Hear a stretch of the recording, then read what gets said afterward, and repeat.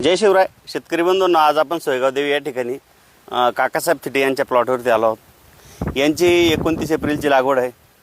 प्रचंड चांगल्या प्रमाणात या ठिकाणी डेव्हलपमेंट तुम्ही बघू शकता। खूप काही मोठ्या प्रमाणात ब्रँचेस फुटे वगैरे चांगले निघलेले आहे। झाडाची डेव्हलपमेंट पण व्यवस्थित आहे। यांचा काल एक समस्या घेऊन आले होते की आम्हाला व्हायरस सदृश्य झाडं दिसत आहेत। मुळात या ठिकाणी आल्यानंतर हेच लक्षात आलं की व्हायरस वगैरे नाही आहे, पण या ठिकाणी यांचं थोडं पाणी व्यवस्थापन चुकीच्या पद्धतीनं चाललं होतं। आजही एक महिना जवळजवळ याला 27 दिवस लागवड करून झालेत।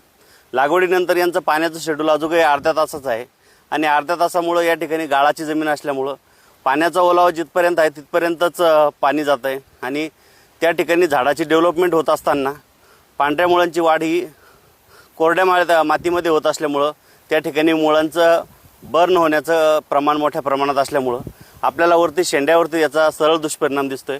तर शेतकरी बंधूंनो, आपल्याकडे पाणी कमी असेल तर ठीक आहे, पण जर तुम्हाला 20-25 दिवसाच्या पुढे जर झाडाची लागवड करून दिवस जर झाले असतील तर तुम्हाला पाण्याच्या शेड्यूलमध्ये बदल करावा लागेल।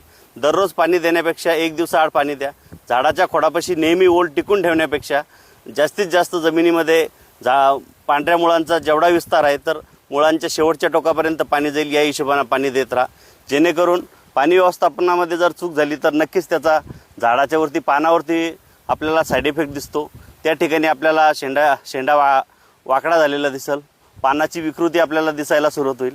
तर त्यासाठी जास्तीत जास्त आपण पाणी व्यवस्थापन यामध्ये योग्य नियोजन करून आणि 1 तास निदान त्या ठिकाणी एक दिवसाआड पाणी देऊन पूर्ण जमिनीतील जे काय पांढऱ्या मुळांचं कव्हरेज क्षेत्र असेल त्या पूर्ण कव्हरेज क्षेत्रामध्ये पाणी जाईल या हिशोबाने पाणी व्यवस्थापन करा। थँक्यू। जय शिवराय।